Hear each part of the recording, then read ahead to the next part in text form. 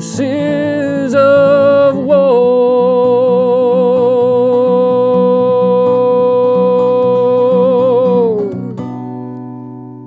Brenn, tell us about your song. Oh man, I'll tell you, this one, you know, when you sit down to write an anthem, it's always, looking back at it, you think, man, you know, did I do it justice? And is where I ended up where I wanted to be when I started it.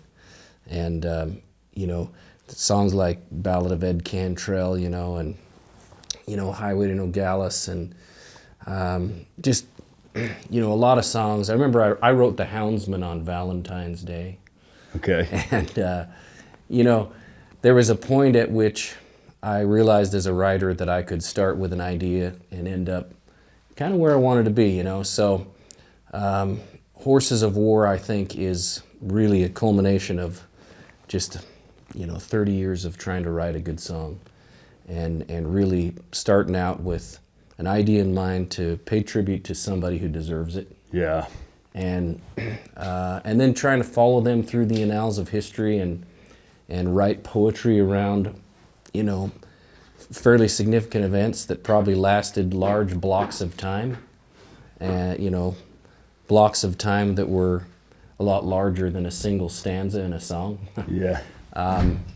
But you know, quite honestly, the song was fairly easy to research because you know, these are major events in history, and these horses were significant characters, you know.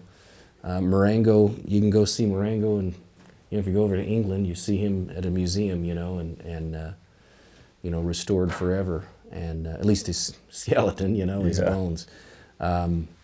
But yeah, you know, I think what really set this off is we had a hunter in camp that had been you know, in Afghanistan and used Arab horses, you know, in a battle, and just over the weekend, I heard about, you know, the troops using donkeys in Afghanistan, you know, to pack supplies. So I think, you know, in a modern era of technological warfare, yeah, I'm not a soldier or anything, but when I think of, you know, when I think of the destruction that we can create, I think of, you know, some pretty insane technological advancements. And yet, you know, here we are in this modern day, and the horse still plays a role, and a significant role, just as he does in ranching, you know. And the horse is a timeless character, one of the biggest, you know, characters in my life, through my life, one of the greatest inspirations. So, yeah, sitting down to write this song was an endeavor, and I hope I got it. I hope I got it right, because this is a character that deserves it. Well, I think you did, because I had chills every time you talk about it. But, you know, it really is, it's, I think about the first time a human looked at a horse and thought, I'm going to get on that thing. Yeah. Because we have an obsession now, and have over the years, we have this obsession with superheroes, right? These people that are bigger and faster and stronger, and they can do all those things. But that really is what you become when you get on a horse. You're bigger, you're faster, you're stronger, and then you couple a little bit of human rationality with a horse's abilities and athleticism, and you really do have kind of what I see is almost like a deity. You know, like it really is. When you think about what a cowboy gets done with a rope, and if you've ever seen somebody running a calf down through the brush, building a loop, or even done it yourself, like you feel that's like an out-of-body experience. Undoubtedly, you know, I just spent the last weekend out at the National Cowboy Poetry Gathering in Elko, Nevada. Spent a bunch of time with Martin Black, who's become a friend. He's always been a hero to me, you know, and I still, I'm still inspired by these guys that are able to, you know, to speak the language of horse and do it so well. And, you know, Martin Black is a guy who has, you know, taken all of that knowledge and talent of the horsemanship world and really transferred that to real world ranching. and getting a horse on a cow. And there's an art to that. But yeah, I feel the same way, and these guys that have done that so well. I'm not a horseman by nature. I love to ride, and one day maybe I'll have the time to spend and figure out the art of that. I had a brother, my oldest brother, who had passed away a couple years ago, could do more with a horse in a week than I can in a year. He just spoke the language, and so from early on, I had a deep respect and recognized there was some serious, just a mystical ability there, and a language that, some men and women have the ability to speak it, and I've always been in awe of that and always respected it. But for sure, for me as a songwriter, there's no character has inspired me more than a horse. And my time in the saddle, people say, "How did you get writing?" I said, "Well, riding inspired writing." Yeah. And thankful for my uncle who's passed away now, that always had a horse for me to ride, and from a young age, I get on the back of a horse, I want to write about what I'm inspired, what I'm seeing, and that'll never change. As long as I can get on the back of a horse, I'm going to be inspired to write poetry and music. That's awesome. Yeah, there's the outside of a horse is good for the inside of a man. Oh, man. Undoubtedly. That's awesome. Well, I think you captured it so well, and I think, I'm excited for this album, and my exposure to you. You and I have talked about this, but my exposure to you in college, I followed a horseshoer around, and we shod horses at night, and his name was Kerry Humphreys, great horseshoer. This was probably in 2012, but he said, or 2013 maybe, but he said, "Hey, have you heard of Brenn Hill?" And I said, "No." And he said, "You got to listen to this Equine album." And he had this, I think it was like a DeWalt speaker on the tailgate of his truck. So I fell in love with your music, and we listened to that pretty much every night, Buckaroo Fringe. And I mean, that song is, I love that song. Oh, I appreciate it. Yeah. Well, that's the evolution. I think for me, I look at these records as sort of chapters in my life, and certainly chapters in artistry, and what I'm always striving for is continuous improvement as a songwriter, as a storyteller.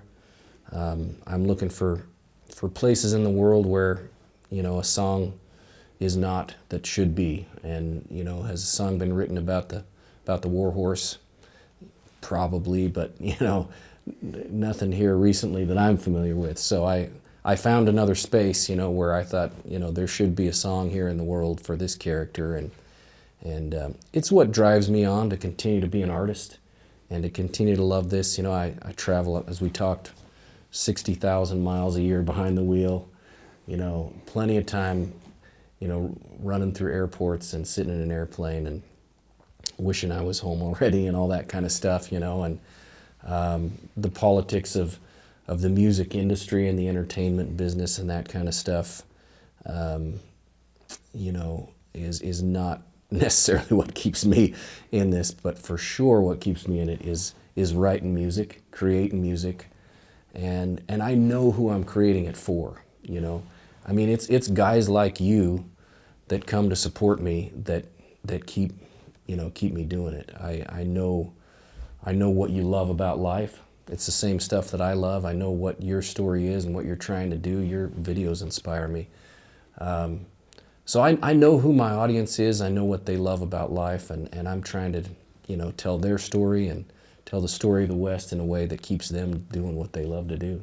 Well, you say you're not a horseman, but I can tell you by the way you captivate the experience of horsemanship. Like there's another great song Brenn has called Mono, and if that song doesn't bring a tear to your eye, I'm not sure you got a soul. But that the first time I heard that was live down at the American West Heritage Center. Actually, you played Burdette. Weston requested it, and you played it down there, and it really does captivate it. I mean, the first horse that I really bonded to was this sorrel mare named Ruby, And she's who I think of when you talk about that song. And I was in college. I didn't have any money. I sold her to a girl in Cody, Wyoming, but I could ride that horse. That was the third horse I trained. I could ride her bridleless without a saddle. I could just swing on her back, and I just had such a bond with her, and you really captivate that in the song Mono. So I actually think you are a horseman. You might not have time to practice it as much because you do 60,000 miles a year. Yeah, it's something I hope to get back to because it's what I truly probably love, well, I don't know, some of the most about my life. I love to hunt, and I love to hunt on the back of a horse, because then if the hunting is bad, at least you got a good ride. But yeah, no, when you have that kind of a bond with an animal, where that animal, is completely in tune with how you're thinking and what you're thinking, and I don't know, it's just life will never be the same, and you'll never be the same once you've had that level of a bond with a critter, especially a horse, that can take you to places you'd have never gone otherwise and never seen the way you see them on the back of a horse. So, and I think it would fix a lot of kids' problems. I mean, I decided early as a father, my kids weren't going to look at, phone screens. They weren't going to have iPads. And, I'm like, I'd rather spend a few $1,000s on a horse. And as I watch my neighbor was over the other night, and it's January, it's cold and it's snowy, and my 5-year-old and I were out working in the round pen, and it's not covered.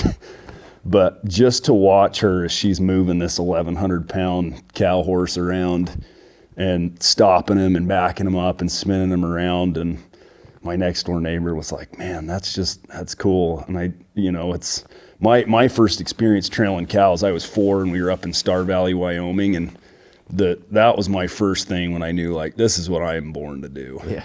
And so I want my kids to have that experience because, like you say, I think once you've experienced it, it's next level.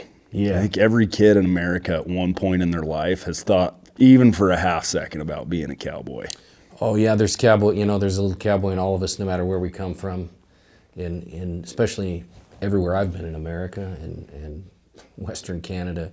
There's a cowboy in everybody, and that mystique and that aura is something that everybody seems to be in love with, and it's there's no going back once you've experienced that, especially if you've trailed a herd of cows, and talk about the Westons, who invite us sometimes, as long as we don't get too much in the way. Yeah, I can get in the way. Me too. Yeah, and guys like that are doing this for a living, and you line out behind them and watch their love for what they do and what they get to do every day, and there's no turning back from that. It changes you in a way that I don't think anything else can. There is an absolute spiritual connection to it. Yeah. And I look at every opportunity I've ever had in my life, good or bad, and I've had some rough ones. We had some adventures when I was a kid that I look back and I think, yeah, that wreck could have gone way worse than it did. Yeah. It might have killed us. But I look at every opportunity I've ever had to spend time with a horse as a gift from God. And I just, hope and pray that there's more in the future. And I think because, the way that we feel about these critters and the passion for modern horsemanship and so many people that feel it and that have it and want to pass it on, I think we're going to be writing songs about horses and cattle for a long time. I think the future's bright. And I see a lot of young artists coming along with the same love and passion for what we do, and they're writing good songs from unique perspectives. And so I think the future's bright. I know I'm going to keep doing it till my last breath. Yeah. Well, please do. I think we all benefit from hearing you put our thoughts and feelings into words, and into songs and poetry. So I think that's what it's all about. Well, Brenn, what are some of your other favorite songs on the new album coming out?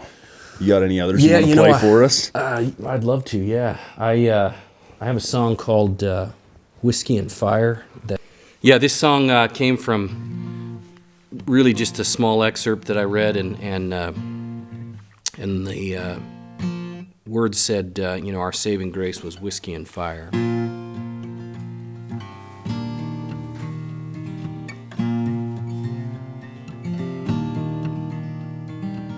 Whiskey and fire was all a man had when the arrow or the knife made the blood poison bad. Whiskey had burned and the hot iron scarred, and the hostiles were terror, and the trails were hard. Whiskey and fire, whiskey and fire. We crossed the Canadian River in the spring, and the water was cold, and it was everything we could do to hold her. On the other side, give your horse his head, boys, and ride, ride and ride, ride and ride. Northern Texas plains all the way to Fort Dodge, and before the cavalry to Medicine Lodge, there was bison bones and a plains wolf's choir. Your saving grace was whiskey and fire, whiskey and fire.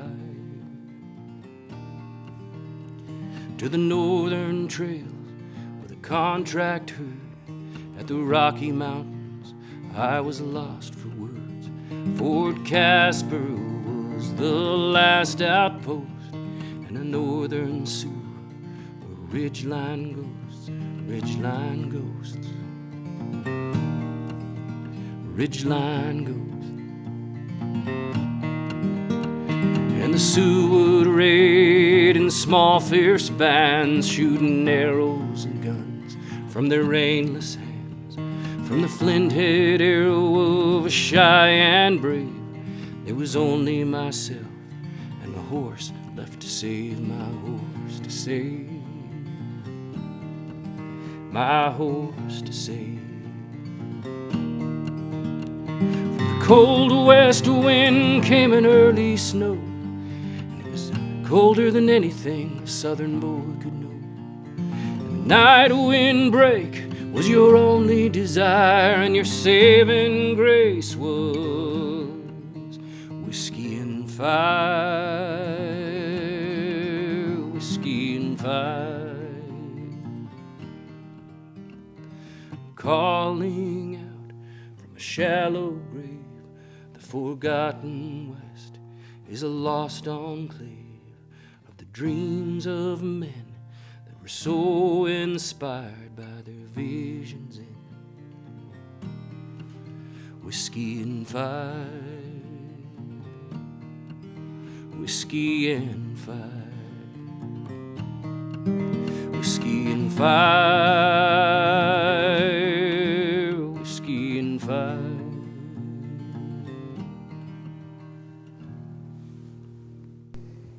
Wow. Gosh, I just want to know how you put all these words together, because it's like every single word means something in these songs. I had great mentors, and I studied poetry and just read tons of poetry. The classic stuff, Robert Frost and Robert Service. And then, when I went to Elko as a young kid, I read Bruce Cascadden and S. Omar Barker, but along with Larry McWhorter and J.B. Allen and Buck Ramsey. I remember hearing Buck Ramsey's Anthem for the first time. And so I really feel like I just got lucky with my education, Ian Tyson has inspired me so much. Ian Tyson, Tom Russell, these songwriters that really paint pictures with words. And it's a balance of imagery that we all see as Westerners and love, and then the emotion that we feel. And, using that sort of imagery to bring out those emotions and, to, as you said, articulate what it is that we feel as Westerners, and guys who are and gals who are passionate about what we do here.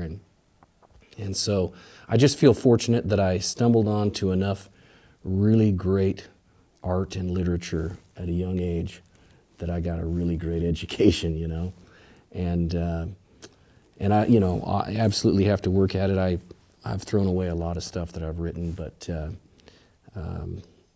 yeah, you know, I think at this point as a songwriter, I can come up with an idea and craft it and end up, you know, pretty much saying what I intended to say. And that, for me personally, has been no small feat. I think for a lot of songwriters that's the case. The power of creativity is such that it can lead you rather than you know, being able to harness it and control it, you know, or I guess, you know, sculpt it and craft it. And so over time, you know, I think that's, if I've made any progress at all, that's probably where it lies, because I tend to be pretty, you know, focused with the effort now and can kind of craft the song around the ideas and you know, pull out some of those power words like you talk about and really drive it home. But I think Horses of War, the record, you know, it probably has my best songs to date, and probably the ones that I'm, you know, at this point most confident about.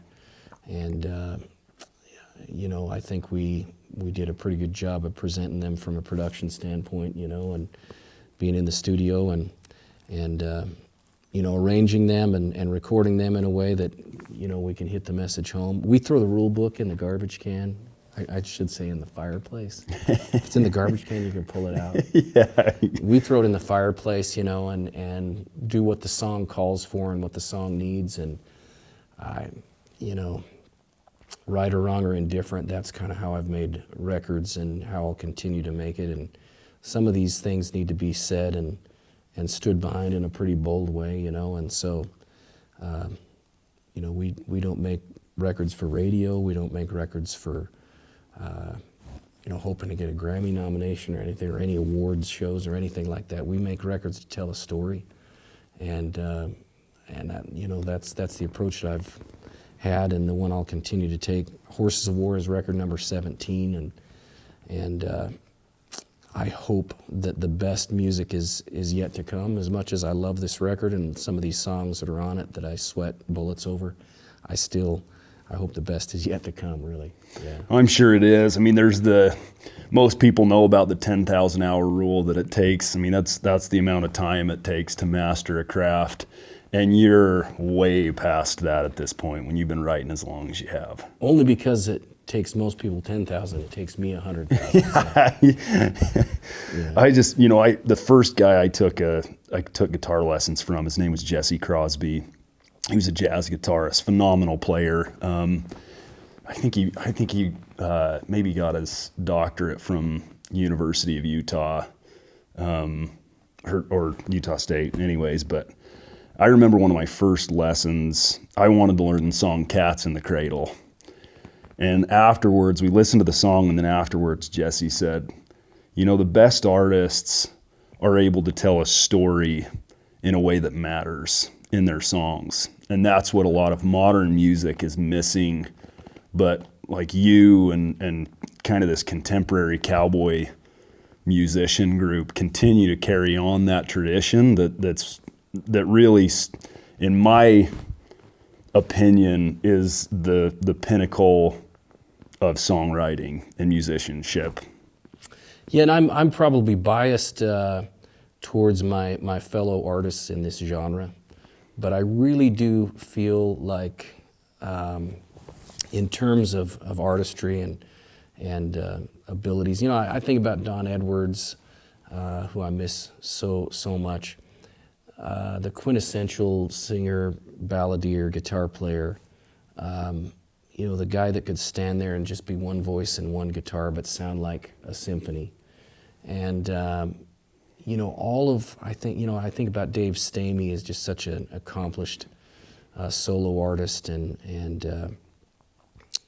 you know, we just have had some really, really great artists that are great guitar players, great singers. Their timing and phrasing is phenomenal, and really that comes from just hitting the road and grinding it out, you know, and so I feel pretty obligated to be able to, you know, sit down with a guitar or stand up on stage with just 6 strings and try to make it sound like a whole lot more. And I can back up that that's exactly how it is, because the first time I heard you live was at the Days of 47 rodeo, right before the rodeo was starting. And we talked about the song a couple times, Buckaroo Fringe, but you said, any last requests? And I hollered out Buckaroo Fringe, and you played that song live. And I thought, holy hell, this guy sounds every bit as good with one guitar and his voice live as he does on an album with, you know, some of the other additional guitars and some of the percussion you had behind you. I appreciate that. I think we, as you know, the cowboy genre, the cowboy cult here, you know, of artists, we've had to really mine out our own opportunities quite a bit, and so, you know, the net result of that is we end up being pretty fluid on stage and being able to present these songs. You know, make them really sound like more than they are because we've had to, and you know, there's no real infrastructure, no industry recognition of our genre. We have to bring that ourselves, and like I say, I feel pretty good about our tribe, you know, and their abilities just as musicians and artists to really present their songs in a way that is impactful. And so for me, as a member of that tribe, I feel pretty obligated to make sure that I spend a lot of time woodshedding and you know, continually stretching my abilities as an artist, as a guitar player, as a singer. And yeah, I'm the guy that requires 100,000 hours, I promise you. I don't know if that's true, but if you know, anybody that's watching, if Brenn's coming within 100 miles of you, you should make the trip. I mean, he's all over in California, Idaho, Texas, Utah. I mean, you're all over the place.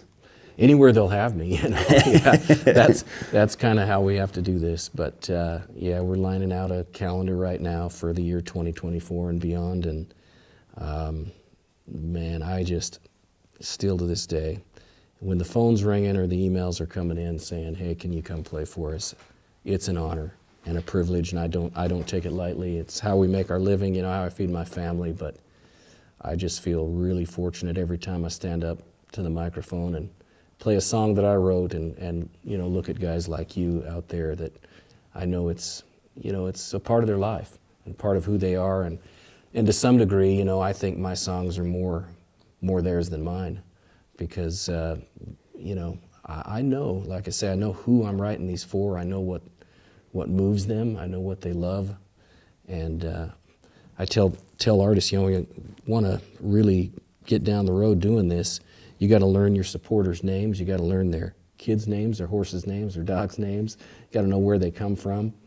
And after the concert, stay there and find out how they're doing and really care, you know, and learn about. I think you're better at that than just about anybody. Brenn's got a network of friends. He could call on anybody in any county in the western states, and somebody would be there for you. Yeah, that's been the real blessing. The real payout from what I do is the people. I'm just really grateful for that. I do feel like the most blessed human being that ever lived for that reason. I have friends all over the place and really good ones. And I think that speaks to who, you know, our tribe is and who our people are. They're the real deal. They're connected to the land. They're connected to the livestock. A lot of these folks are still working every day to put food on our table. And, you know, that's sweat, blood, and tears that I don't know, what 98% of the world has no clue what goes into it, and how much of these people really are, you know, putting out every day to make sure that we're all fed and have clothes on our backs. So for me, these are the VIPs of the world, and they're my friends, and I'm one lucky guy. So I'm going to keep trying to tell their story as best I can. Well, we look forward to hearing a lot more albums from you. What are some of your other favorites? Because I hadn't heard that Whiskey and Fire. Yeah. What are some of your other favorites?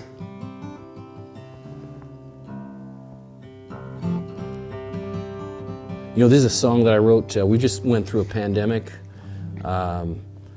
You know, all my gigs went away, so I was home. I was building a barn, actually, when that happened, and so it was kind of convenient for me until about 6 months later, and I realized we were quickly running out of funds, you know, but but it came back with a vengeance. But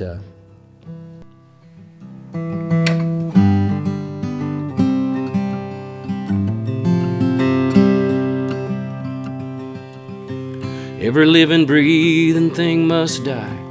Questions only when and how.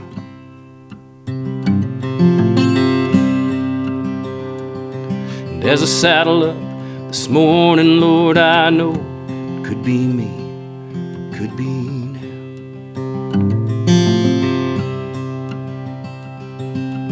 There's rain on the alkali, wind on the sage. Lost in the moment, don't care about my age. 'Cause if I'm gonna die today, Lord, let me die right here. I may not live to see tomorrow, but I will not live in fear.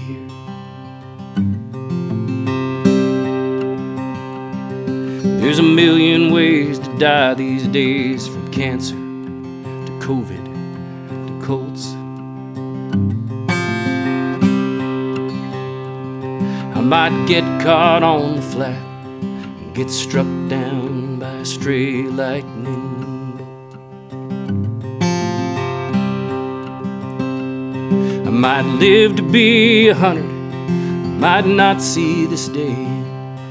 Might fight my final battle just up around the bend. But when I take my last breath, Lord, let me feel your spirit near. I may not live to see tomorrow, but I will not live in fear.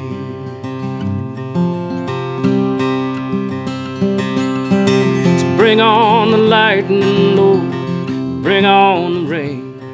Put a hump in this old Bronx back, let me feel the pain. I gotta live out on the edge, Lord, to savor every moment that I'm here. I may not live to see tomorrow, but I will not live in fear.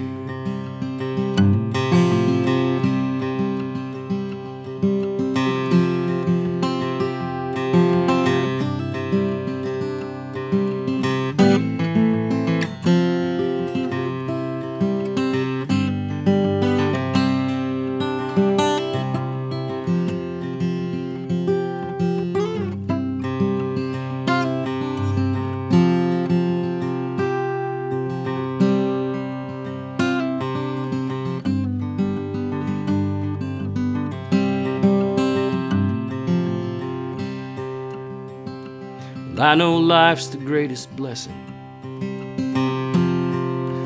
good Lord's ever given. And I know I got a long way to go if I want to get to heaven.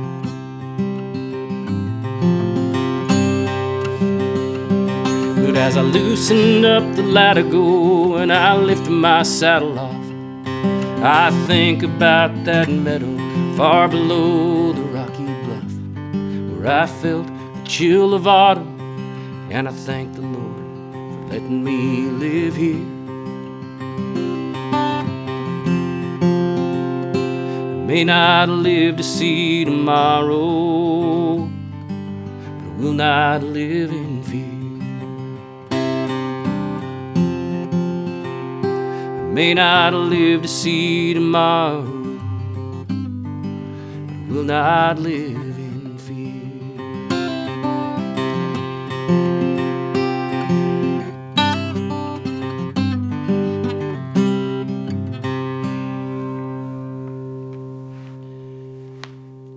what a good summation of how a cowboy thinks about death. You know, we live in this culture of safetyism where, you know, people live in kind of this constant fear. But I mean, for anybody that's been in cult starting and you've seen one humped up, and like COVID doesn't matter. Can't like swing a leg over the son of a bitch and spur it in the guts. Like, Yeah. that is a great summation.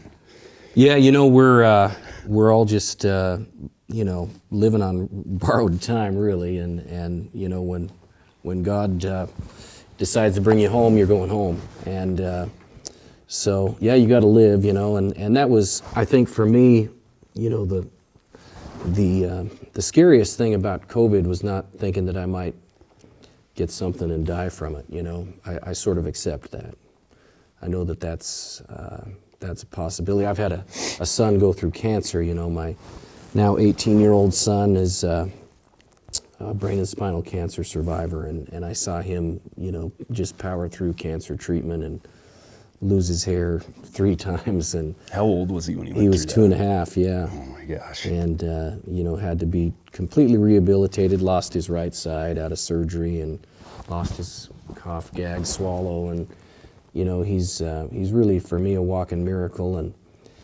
And so, you know, I think you kind of look at mortality a little different when you've been through some stuff, you know, and you know, seen people around you fight for life, but also when you've seen, you know, on a perfectly normal day, a lightning storm roll in and, you know, hit rocks and fence lines around you, and have the herd of cows turn around and run right back at you, and have somebody, you know, get dumped off their horse that, you know, was they've put hundreds of miles on, you know. So yeah, we live in a world of chance, but we also know that there is no progress if we don't get after it. You know, you got to get out there and put everything on the line to move forward. So yeah, like you say, that's cowboy. I think one of the most common types of comments we get on the channel is, gosh, you're so lucky you get to be part of this lifestyle. Like, people that are like, I'm 45, 50 years old. I've even had guys that are 75 years old be like, gosh, I wish I'd have done this. And you know, that it's sad that they never get that shot, or they don't take that chance. But at the same time, like, if you just tune into one of these songs as you're driving into work, or you know, it really is like meditation. It puts you in just kind of this state of understanding a story and where your role is in the grand scheme of things. And you know, you're right, there's no progress unless we tighten the cinch up and get after it. Yeah. You got you can spend years in the round pen. Eventually, you got to get on the horse and ride. Yeah. That's right. Yeah. There's only so much groundwork you can do. You know, I know that because I've spent a lot of time in the round pen when I should have been on the back of the horse. Yeah. I'm the opposite. I don't do any groundwork, and so my horses are snorty buggers until you swing a leg over. Oh, that's awesome. Well, Brenn, I can't thank you enough for joining us today. I mean, you guys have had just a little taste of the record that's coming out. You know, please support please support Brenn. I mean, he's one of those guys that just captivates the story, and